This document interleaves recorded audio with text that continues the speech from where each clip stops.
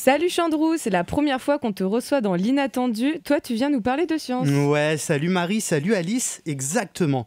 Moi, ça fait bien longtemps que je suis pas venu dans la quotidienne de Syllab. La dernière fois, c'était Paul, Soraya et Héloïse qui présentaient, donc déjà, gros plaisir de faire votre connaissance. Pour info, moi, je présente l'émission scientifique Vue du Lab, que d'ailleurs, vous pouvez retrouver en podcast. La dernière a été diffusée il y a quelques jours et avait pour thème les puces cérébrales d'Elon Musk. Le mode Black Mirror était activé. D'ailleurs, vous parliez en début d'émission de Gabriel De Sandro de l'asso Adelph. Justement, on l'a reçu aussi dans une émission sur la transidentité. Donc demain, tous en bonne vibe pour la marche des fiertés. Mais là, rien à voir. Fallait absolument que je vous raconte ce qui m'est arrivé en reportage il y a peu. J'étais tranquille, en pleine interview, en train de discuter médecine, sciences et technologie, quand d'un coup j'ai eu le droit à un conseil venu d'ailleurs. Fais des squats. Fais des squats avec des poids dans les mains. Alors comment ai-je pu en arriver là ? On pourrait croire que ce conseil vient directement de mon coach en Boutichek. Il n'en est rien. C'est Julien Védani, je le laisse se présenter lui-même. Moi, je m'appelle Julien, j'ai 33 ans. J'ai une sclérose en plaques qui a été diagnostiquée début 2015.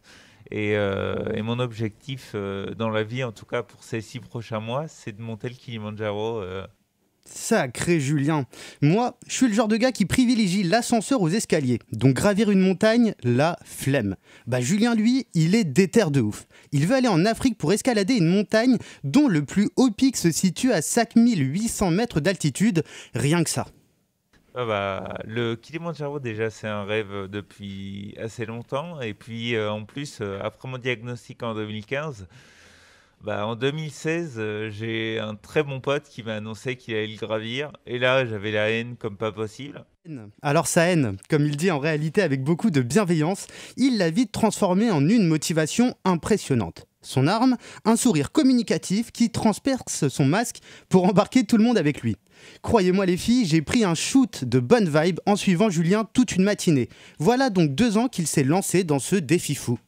En fait, dans la sclérose en plaques, un truc qui est commun à tout le monde, c'est la fatigue mentale et physique même. C'est un couple mental, neuro-physique.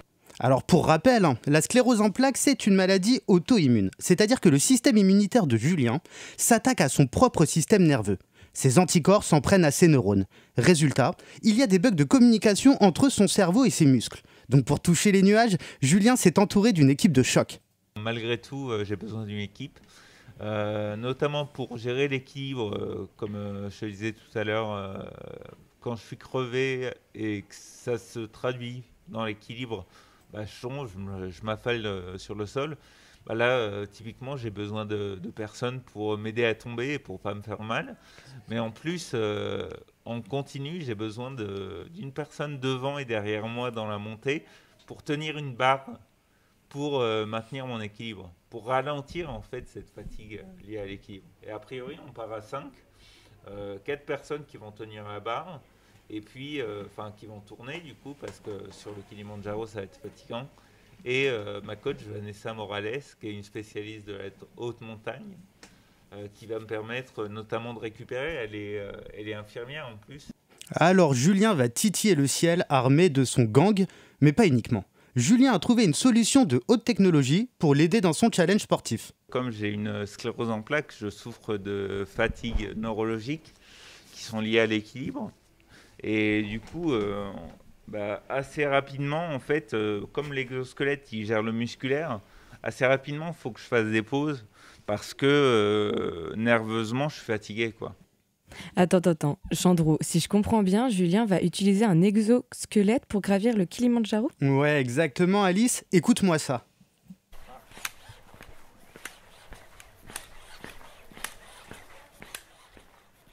Le bruit là qu'on vient d'entendre, c'était le bruit du turfu, sauf que le turfu, c'est maintenant. Histoire que vous visualisiez, l'exosquelette de Julien, c'est une ossature qu'il attache à l'aide de sangles par-dessus son pantalon et qui contient un moteur puissant, ainsi qu'une intelligence artificielle capable de compenser le poids de Julien lorsqu'il marche. Un peu comme s'il enfilait des jambes robotiques. Ou alors un peu comme s'il avait réussi à carotte le bas de l'armure d'Iron Man. Mais attention, son exosquelette, il avance pas tout seul non plus. Ouais, c'est vraiment ça en fait. Mais d'ailleurs, c'est une des limites et un des avantages de cet exosquelette, c'est qu'il faut être capable d'enclencher le mouvement. Du coup, typiquement, c'est pas utilisable par une personne paraplégique, par exemple. Alors son exosquelette à Julien vient du Canada et il lui a coûté la modique somme de 38 000 € qu'il a dû payer exclusivement de sa poche, sans aucune aide. Son projet fou, il peut donc le mettre en place grâce à son accompagnement médical, même si à la base son neurologue a halluciné quand il lui en a parlé. C'est marrant parce que mon neuro, il m'a dit What? Non mais sérieux? Et au pôle Saint-Hélier, je pense qu'ils m'ont regardé avec des yeux un peu bizarres, mais ils étaient tout de suite positifs. Ils disaient, ouais, bah, si c'est possible, c'est génial, quoi. Enfin, mais en même temps, au pôle Saint-Hélier, un avantage qu'ils ont, c'est vraiment que, enfin, comparé aux autres centres de rééducation, je trouve qu'on n'est vraiment pas pris pour un numéro et on est suivi humainement. Alors, le pôle Saint-Hélier, c'est une structure rennaise fascinante que j'ai eu l'occasion de découvrir il y a peu. Parmi ses 1000 projets en cours, son personnel soignant accompagne la réadaptation des patients avec des troubles neurologiques. Mais ils sont aussi super bouillants en innovation et en recherche, ce qui leur permet d'être à la pointe de la technologie. La preuve, Julien vient de Lyon, dans notre belle capitale bretonne, pour apprendre à utiliser son exosquelette. Et avant de gravir le Kilimandjaro, Julien va s'entraîner au milieu des nuages français. Prochaine semaine, on va monter jusqu'à 3000 mètres dans les Alpes, puis dans les Pyrénées. On va s'entraîner aussi au niveau de l'aiguille du Midi, de manière à tester la performance de l'exosquelette et la tenue des batteries à haute altitude. Et justement, si Julien m'a conseillé de faire des squats, c'est parce que j'ai la chance de l'accompagner dans les Alpes pour le média en ligne Brut. Je vais suivre un de ses derniers entraînements avant le fameux Kilimandjaro.